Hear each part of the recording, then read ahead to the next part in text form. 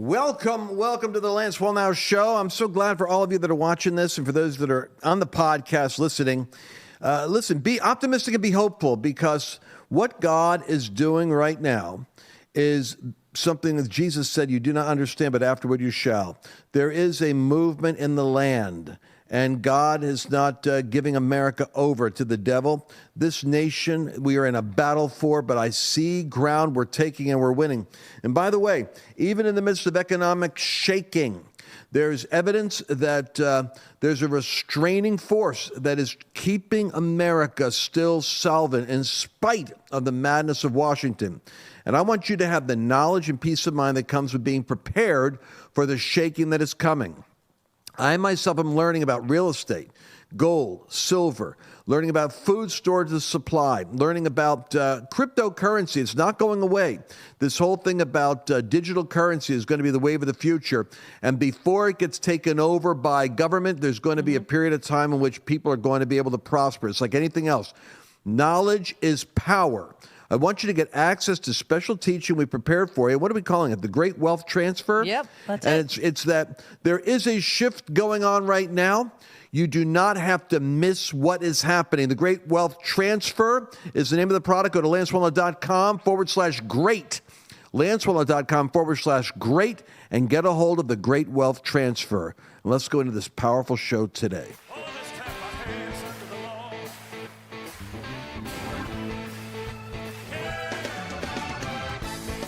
Let's begin with, and everybody's hitting on this subject, but we have our own unique perspective. Mercedes Sparks and I do. Where do you want to start? I was going to start with the debt ceiling, because listen, this is going to be a hot subject right now. Don't lose your nerve. This is a great test as to whether or not our people, our movement, can create the resilient echo chamber effect of pushing back on the patent stupidity and propaganda of the drinking binge spending class in Washington. Bad enough. What are we at? We're like 31 something trillion. $7 trillion awash.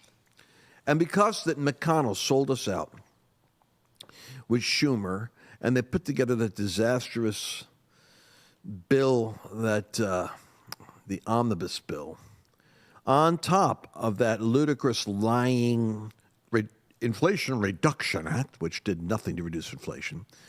And now we have this. It's such a simple problem. Everybody acts like it's all perplexing. Why is prices going up? Why is inflation there? Because we're pumping trillions of fake dollars into the furnace. It's all going to get burned somehow, and we're just increasing the temperature. And consequently, the price of eggs is a great indicator right now as to how absurd the play is. When you're manufacturing dollars and they're useless, well, it's eventually going to come back that way. Here's the situation. You're going to hear about the the deficit ceiling, the debt limit, and of course the McCarthy. Those of you that have been following this closely, I'm going to bear with me while I explain this to everybody else. The 20% of the Congress is the people that we have on our side, which is the MAGA Republicans. Those guys wouldn't let McCarthy go in unless they had like 33% of the stock, you could say, or the voting power on the key committees that are regulating the legislation that's going through Congress. So they're saying not a dollar more for the debt ceiling. We're not going to continue playing this game where the Democrats come out and say, you're starving children, you're cutting off old people from heat. And so they manipulate the public through pressure. Weak Republicans go, I don't want to starve anybody. And so they cave in. That's how we ended up with $31 trillion. They play this game of guilt, and then we raise up this level of spending again. Then we meet again, and we kick the can down the road till there ain't no more road. Now, here's what McCarthy has basically been required to do with our group. He's not going to just approve another debt ceiling increase without corresponding reduction in the budget. In other words, you want us to approve this, give us some relief, take some air out of these overinflated tires. Where's the cuts going to come from? Now they're going to play brinkmanship. The news media and the Democrats and weak Republicans are going to say, here we have the Donald Trump radicals trying to destroy the American economy. That's what they're going to play. And I want you guys ready for this. So Janet Yellen, Warren McCarthy, it's critical that Congress act in a timely manner to increase or suspend the debt limit. Failure to meet the government's obligations would cause irreparable harm to the U.S. economy, the livelihood of all Americans, and global financial stability. And, of course, CNBC and all the other moronic outlets are amplifying how the crazy Republicans are trying to destroy the economy. However, the obligations we've got, which includes Social Security, Medicare benefits, military salaries, interest on the national debt, tax refunds, and other payments, Yellen noted, are all at risk because of the radical Trumpian Republican extremists. Now, Senator Chuck Schumer, and the lead representative, Hakeem Jeffries. Hakeem Jeffries, they're trying to make him the Obama of the future. You can see he's the guy they're going to as the articulate, persuasive black statesman. But he doesn't have the juice. He comes off Barack Obama, like him or not like him. He had an it factor about the way that he could kind of look through sincerely through that television camera and reach right into your home and convince you that he was on your side, talking to you like a friend, having a beer at the local pub. Hakeem Jeffries comes off like he's on Quaaludes in comparison. There's no connection whatsoever. He is decaffeinated. Keep on trying to hype him all you want, Democrats. He ain't going to be your Obama.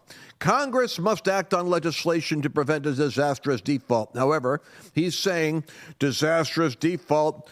We have a dangerous MAGA Republicans could plunge the country into a deep recession. Now, listen to what they're doing here. We're already in a deep recession. They want to blame it on Trump. This is so obvious. Listen to the language from Hakeem Jeffries of New York, Democrat, Obama impersonator.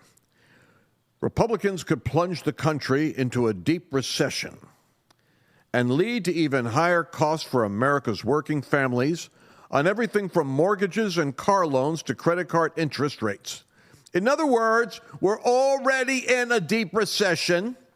It's getting worse. American families are already suffering from the mortgages, the car loans, and the credit cards. Has nothing to do with what the Republicans are going to do. It's what this uniparty in Washington has brought on America, and it's going to get worse unless we stop it. That's why McCarthy has made little secret of the fact that Republicans intend to demand massive spending cuts to the federal budget in exchange for an approved increase in the debt ceiling. So you think there was brinkmanship going on with 15 rounds of votes with McCarthy in the House? You watch now as the MAGA Republicans have to kind of whip their own party in line against the lockstep, goose-stepping Democrats. And they're going to blame the Republicans for the recession they're causing, which is a recession we've already got. It's like blaming Trump for the boxes that are in Biden's garage next to his Corvette. Well, we predicted this. Huh? I'm just saying we predicted this like last year. We were talking about this last year. I get tired of predicting these things, Mercedes, and who's listening? The blame for the, quote, recession, right? Like they wouldn't admit there was a recession. We had back-to-back 2 negative quarters.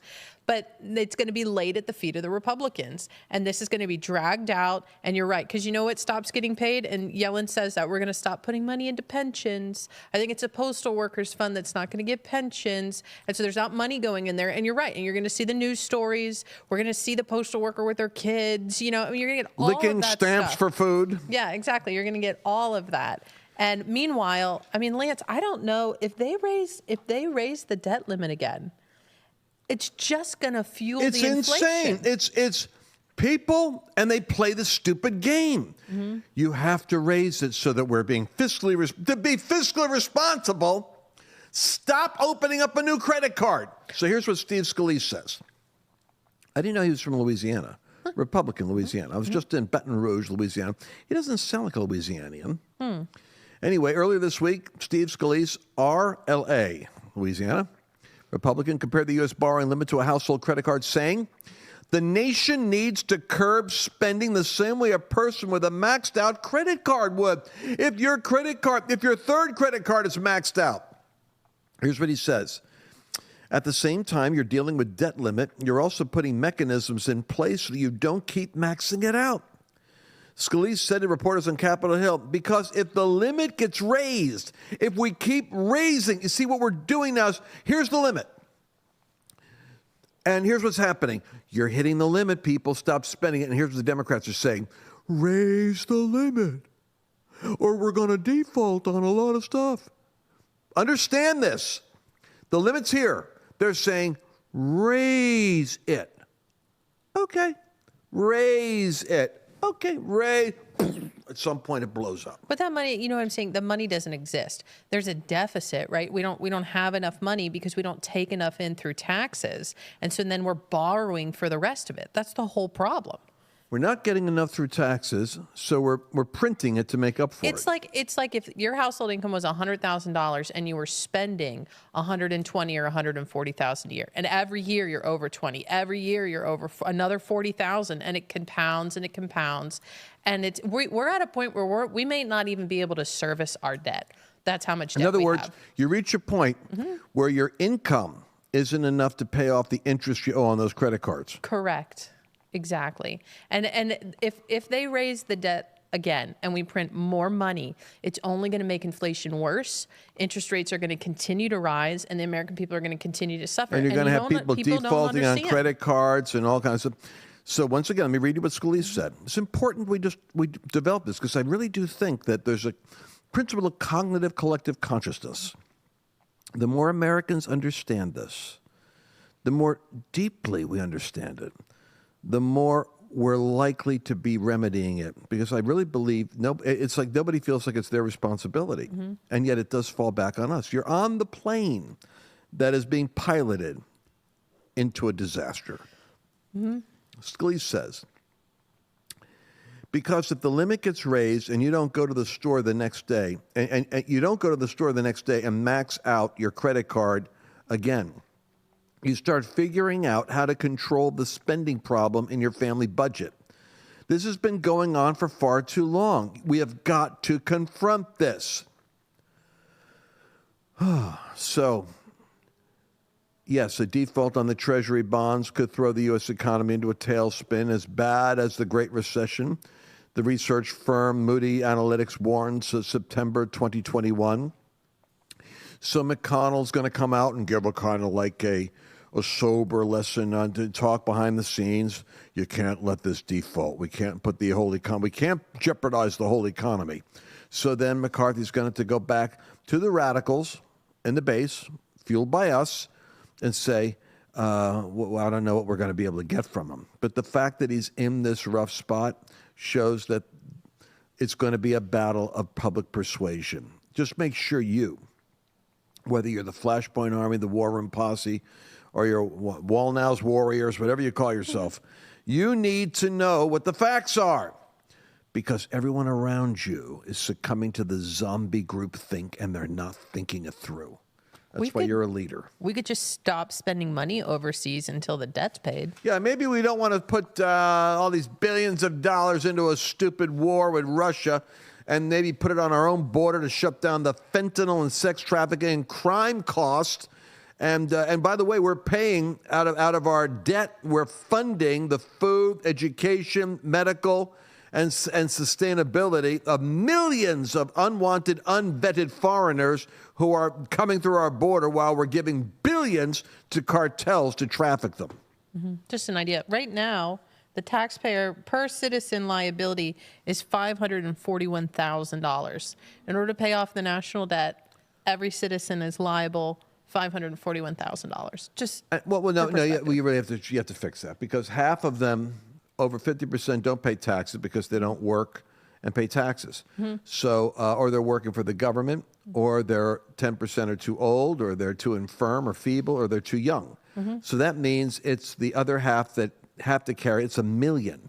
Each of you that is working needs to come up with $1 million to bail out the government spending problem. Yeah. Isn't that crazy? I'm serious about this, folks. You know something? We're going to have to take a quick break right now, and I'm going to come back in a moment and talk about the World Economic Forum and what you need to know is happening at Davos. Everybody feels the instability of what's happening economically. But you know where you can get peace of mind? Knowledge. Knowledge is power. You go to lancewallnau.com/Birch, and you're going to get a special 25-page report on exactly what you can do to protect your retirement, your 401k. There's a strategy for what to do with wealth during a time like this, what to do with your savings during a time like this. Go to lancewallnau.com/Birch.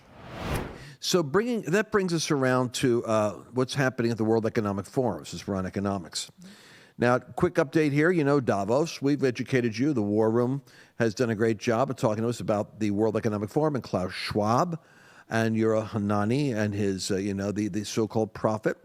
But I want you to catch is this. The Davos theme this year, Mercedes Sparks, is cooperation. No, I'm sure it is. Cooperation. We need you to cooperate. Cooperation. It's kind of like a voluntary cooperation. They dropped Build Back Better. That was before. And then they have the Great Reset.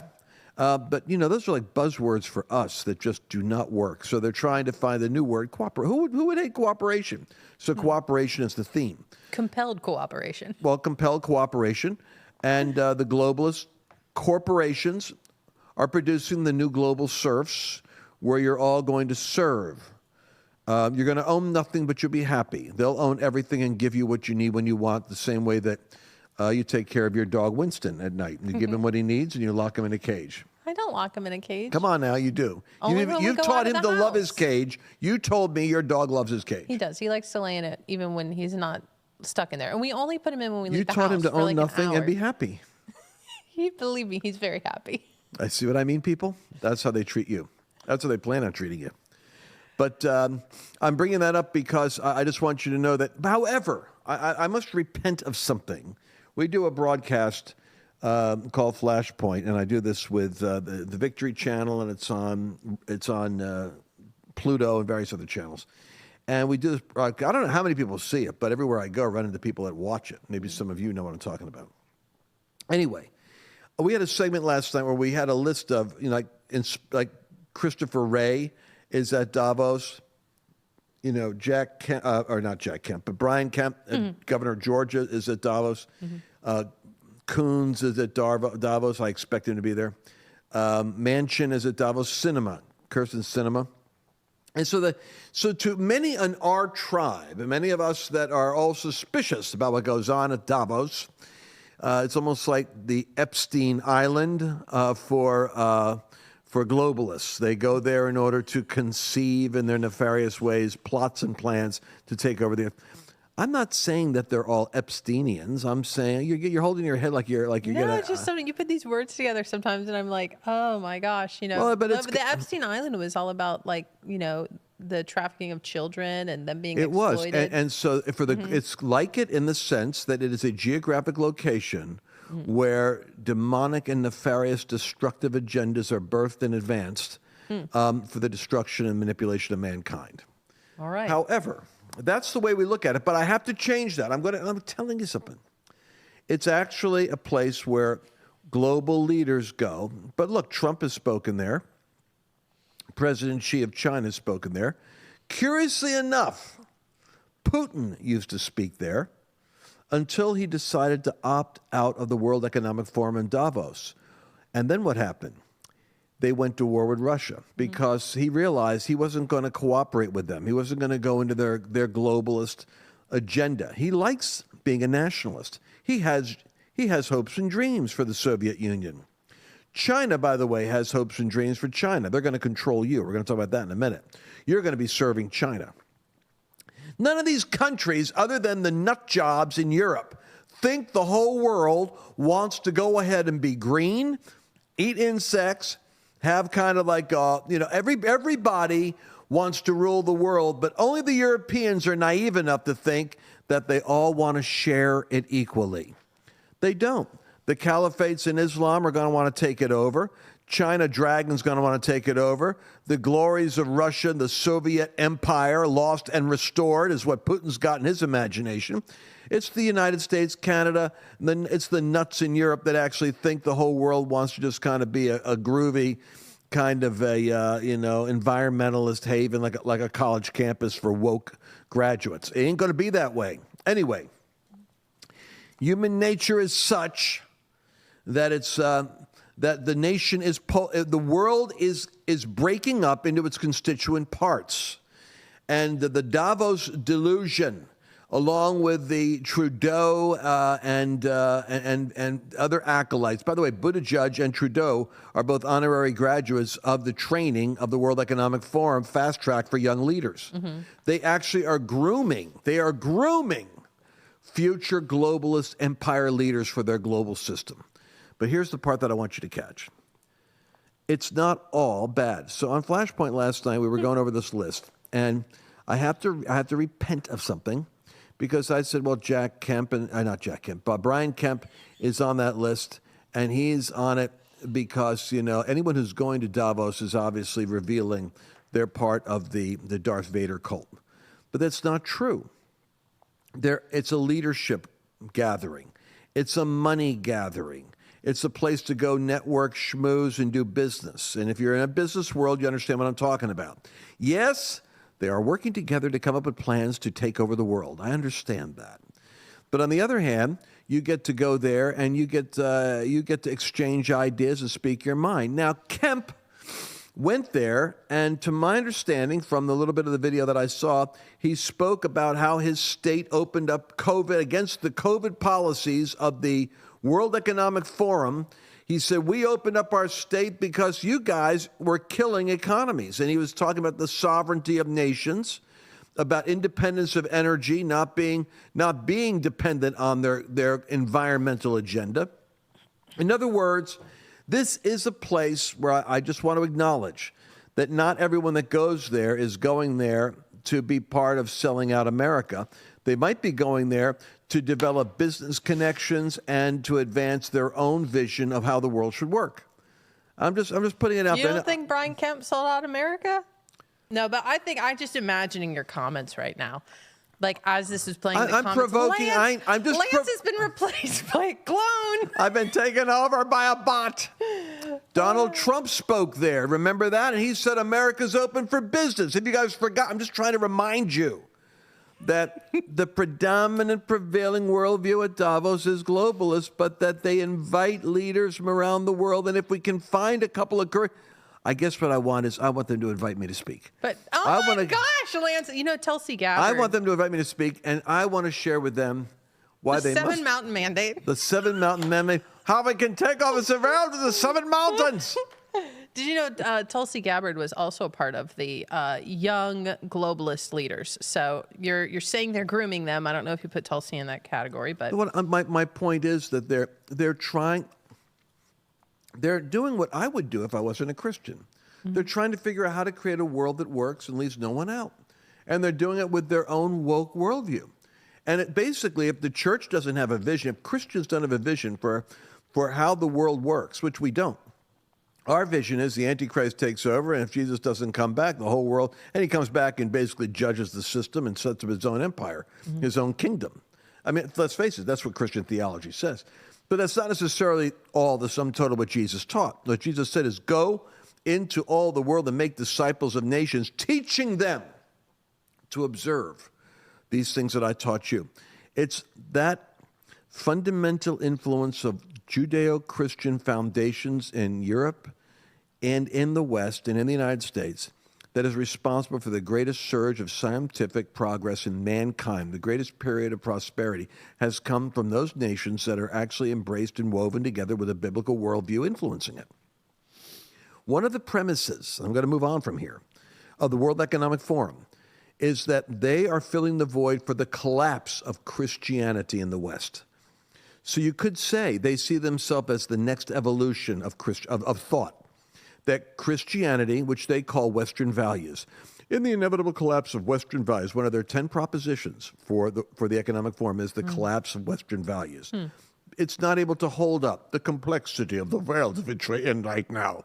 And so they have their own vision of the world.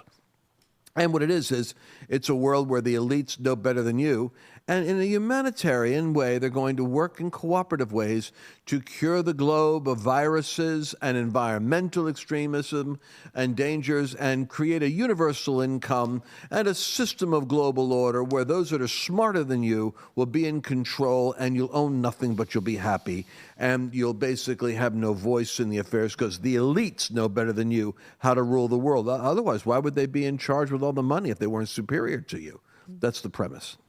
Or an AI. I could see them just pushing it off onto a computer that's non-emotional, that will rule everything. Well, for all we know, the beast could end up being an artificial intelligence creation. I could see that. I mean, working with the Chat GPT, like I was telling you before we got here today, I asked it about the Seven Mountain Mandate. And I was like, do you know who Lance Wallnau is? Do you know what Seven Mountains is? And it was, I mean, granted, it's a compilation of everything on the internet since 2021. And there's just a lot. It really has a skewed worldview of what it is. I mean, what did it say? It thinks that Seven Mountains. Does it think I'm a Christian nationalist? I don't think it mentioned the word Christian nationalist. It was in 2021, so that hadn't become a buzzword yet. But it did say that, Seven Mountains is a worldview that Christians believe that if they could influence in positions of leadership, influence with their biblical worldview, that it would bring forth the return of Jesus, which is not anything that we would believe.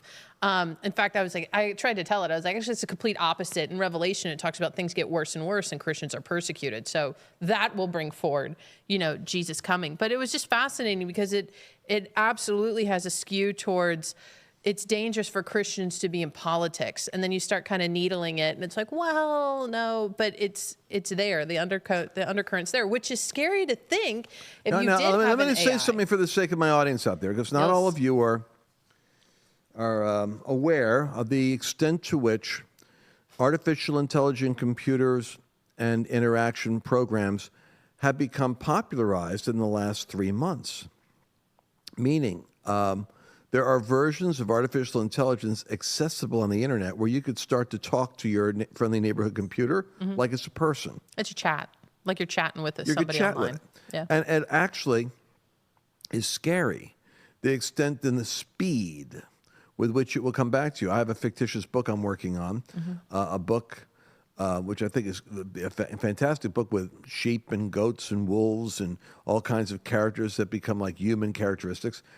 And it's like an Animal Farm type book that it's completely unique with a Christian perspective. And I just gave it a few pieces and it shot back to me an outline for my book that eerily parallels exactly the book I'm writing. Wild. It has the ability to think a lot better than you think than you're aware, and faster than you thought it could. And it's coherent. But it is programmed based off of what is in the news media at that time, like what's on the internet. It's like garbage in, garbage out. It's only as good as the information it gets and the programmer's worldview, because you can't separate the programmer from what the program says. And so, some of what Mercedes was getting was basically the dangers of a Christian worldview in government because it's not inclusive of minority rights, and not talking about racially, but talking about sexual preferences and transgender ideology, as though it was as sacred as your skin color. And so, see, it's already going into a blurred world because of the programs. Yeah, like it's shot back, Christian. I was like, well, give me an example of where a Christian worldview might inhibit the liberties of citizens. And it said, well, based on the biblical worldview, like the LGBTQ and abortion and inhibiting a woman's right to have an abortion. I said, where in the Constitution does it say that a woman has a right to an abortion? It says, well, it doesn't, but then Roe v. Wade, and it's not updated since 2021. And I said, hey, in June 24th of 2022, Roe v. Wade was overturned and cast back to the states. And I was like, oh, sorry, I didn't know that. And then it went and updated itself. But it's wild. Let me tie this back into something that we're going to take a transition real quick and take a break and go to China, because China's looming large, folks, in the Biden story. I mean, China's all over the place. China is in our universities. China is in our corporations. China is in our games, our children. Bloomberg has an article. Major story about how kids, like one of the rages is they're snuffing themselves out and asphyxiating themselves because of games that are targeting, young teens on how to black yourself out.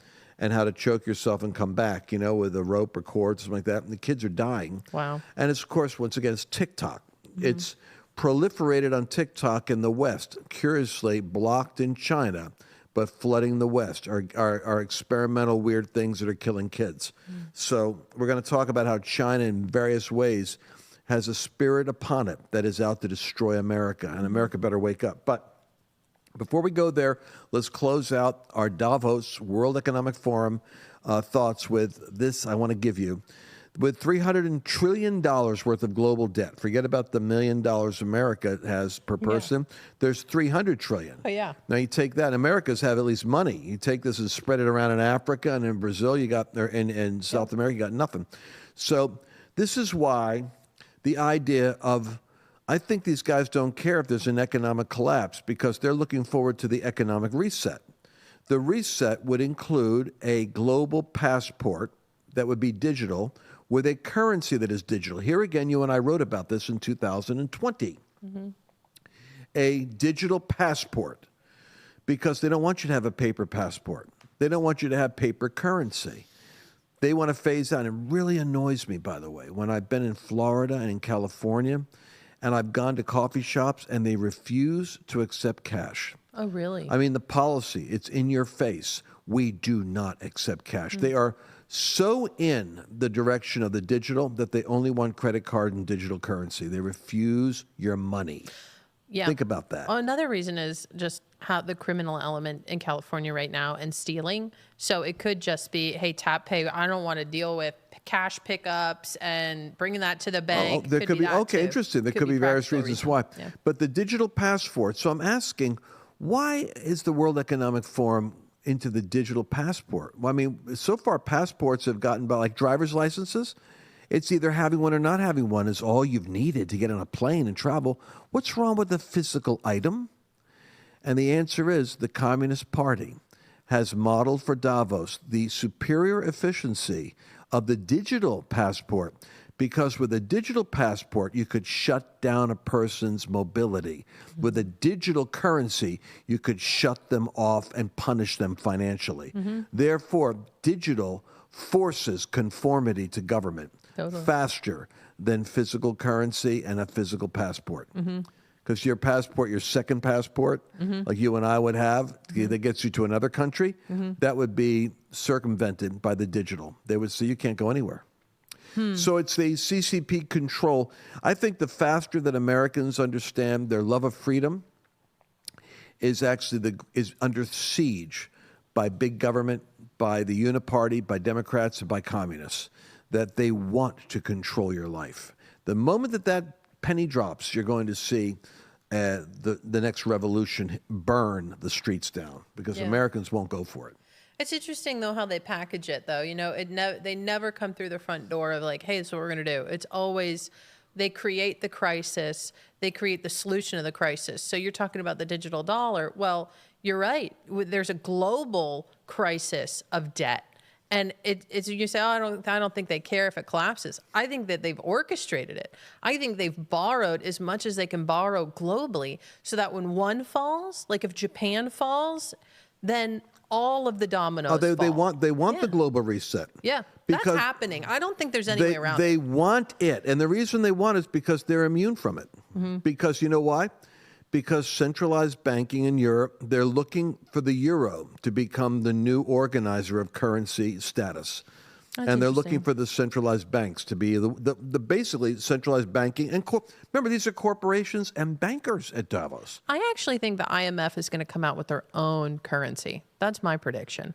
That all these, I think it'll be like, none of you can be trusted. And so here's what we're going to do. The IMF's going to create their own digital currency. And that's what I think. Well, ladies and gentlemen, I'm going to suggest to you right now that China is coming in large. $57 million donated to the University of Pennsylvania for the Biden Bucks Fund. That's the Biden building where Biden is going to show up for $1 million a year. He got paid to go 6 visits to the campus. And the money, we believe, came courtesy of the Chinese government funding U of P to be able to bless the big man with some money.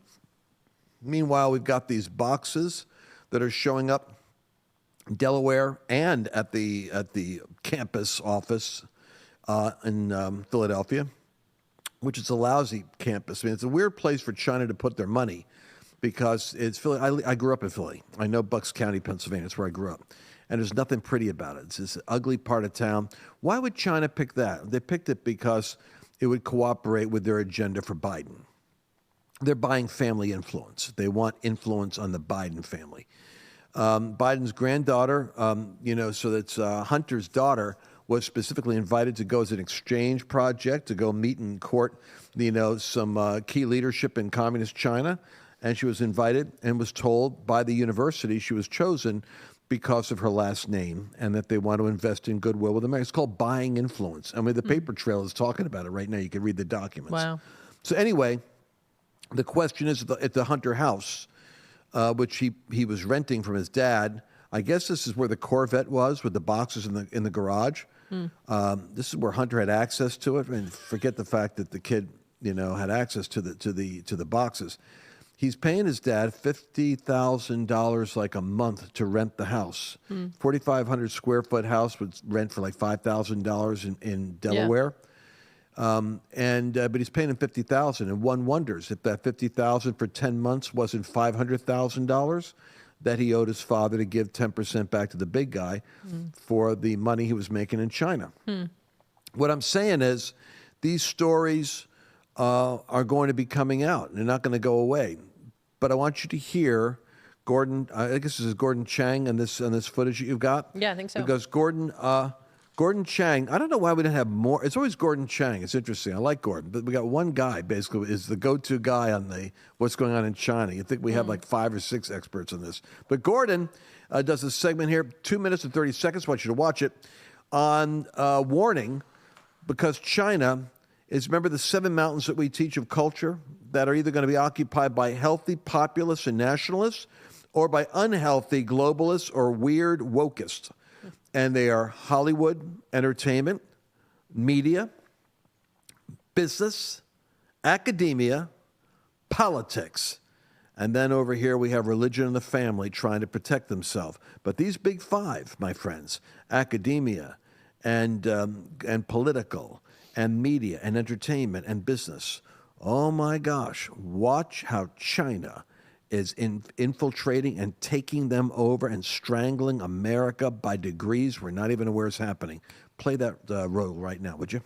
You've been on this China threat story for so many years. So I want to get your take now about this new sentiment that we seem to be seeing in Washington, thanks to the 118th Congress and House Speaker Kevin McCarthy. Do you think we are actually going to see the U.S. get tough on China? Not just competition. I'm talking adversary.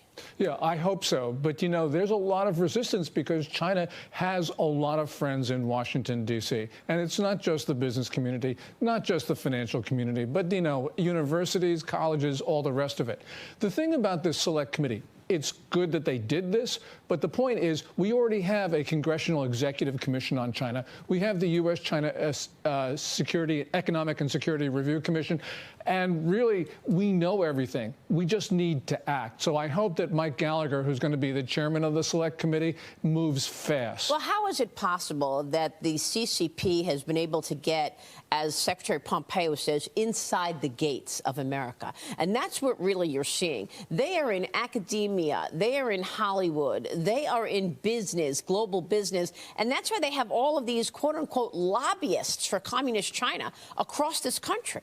Yeah, we had this idea that if we engage with China, if we increase interdependence with China, that China would eventually become benign. But as we've seen, as it's strengthened, it's become more belligerent, more provocative, much more aggressive. And so really, during that period of integration, China was opened into the United States. And so therefore, it now has a lot of constituencies here. Wall Street, Walmart, all the rest of them. And what we've got to do is we got to get them out, because if we don't, we're going to lose our country. Part of the problem is this is about money, and people are being paid off. I mean, let's face it. You've got America's premier venture capital firm, Sequoia, with leadership at Sequoia, part of the Politburo. I mean, how is it possible that America's premier venture capital firm is arguably run by the CCP? Well, I think it's because, we have not identified China as an enemy. And we need to use that term because that's the term that China uses for us. They declared a quote-unquote people's war on us in May 2019. And we Americans, we think that we are entitled to be oblivious, so we just didn't care about it. So when you have the political class saying it's okay to be run by China, then we're going to be run by China. Do you read that? When you have the political class saying it's okay to be run by China, folks, do you know when 9/11 happened? One of the great wake-up calls was we had Al-Qaeda training in Florida at our pilot schools. And we were making a way for our enemies to come into our institutions. And I can remember Jay Leno trying to explain 9/11 before, when it had happened. He said, I can't do a monologue tonight because of what's happened in New York. He said, basically, we got sucker punched. A sucker punch is when you go up to somebody you're not expecting to punch you and they punch you in the gut. It happens when you're naive about the way the world works. It's what happens when you allow somebody in your house who is dangerous, or when you allow someone to have access to, that's why you have locks on your doors, et cetera, and codes and passwords on your phone and on your computer, because not everybody can be trusted. But the woke left works on the assumption that the people that can't be trusted are the people that are trying to, like you and me, the conservatives, trying to protect values and protect the nation, while they open up the borders. Now, the borders we're going to end up finding out that terrorists came through the borders. We catch a percentage of them, and of course, Americans fall asleep. We forget so quickly that, America is the target of nations in the world to take it down. So we have all kinds of stuff coming through our borders, including Iranian terrorism that is coming through. And we don't do anything about it. China is far more dangerous than Iran. This portion is too hot to handle for social media. Go to lancewallnau.com/podcast to listen to the entire show. So China's had its fingers in this stuff. And we're just naive. I would say that many of you totally get what I'm talking about. America needs to wake up and pay attention to what's happening. But I'm playing that for you because we do have breakthroughs. You guys have, let me give you a real quick turn in the road. We only got 4 minutes left, and I want to cover a couple of subjects. You need to wake up to see the good news. We are actually winning in many places because you that are awake are doing something. Go to the rfia.org, and this is going to be from one of the Kelly Shackelford with what's the name of their company there? It's Alliance Defending Freedom, is that the right one? It's America. Is it America First? Ooh, First Liberties? First Liberties, that's it, First Liberty. First Liberty, but go to RFIA, guys, there you go. On the website, you're going to see the victory that was won with the Kennedy case, which was the coach that was fired for kneeling after a football game. For 7 years, he lost. For 7 years, he fought until he went to the Supreme Court. Now, the Supreme Court, in a massive victory, voted in favor of restoring freedom of speech. They fought the case not as a religion case, but as a freedom of expression case.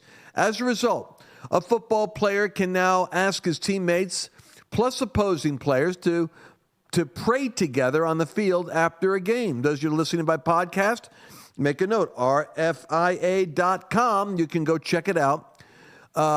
You can ask your school board now to open meetings with a prayer.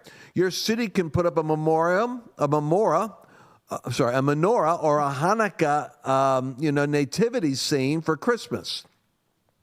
Your government, whether it's state or city or local, can put up the 10 Commandment monuments on a government piece of property. Oh, what about separation of church and state? Struck down by this case. They found that it was impractical. A teacher can now put up a 10 Commandments poster in their classroom. Faith-based organizations like Teen Challenge or others, like my wife's Furnishing Families of Texas, can receive government funds and full participation in programs such as their drug rehab programs without being discriminated against. My own wife was thinking she wasn't eligible for funding. She's raising money from others to get beds into poor people's houses for children, and because the government wouldn't support it. Now the government can't discriminate. Inform your church or your local religious organization that they cannot be excluded from any government grant or benefits program, whether that has to do with homelessness or drug rehabs or food banks, simply because they are faith-based. That's over. 7 months ago, a victory was won. It's taken 7 months for that message to get out.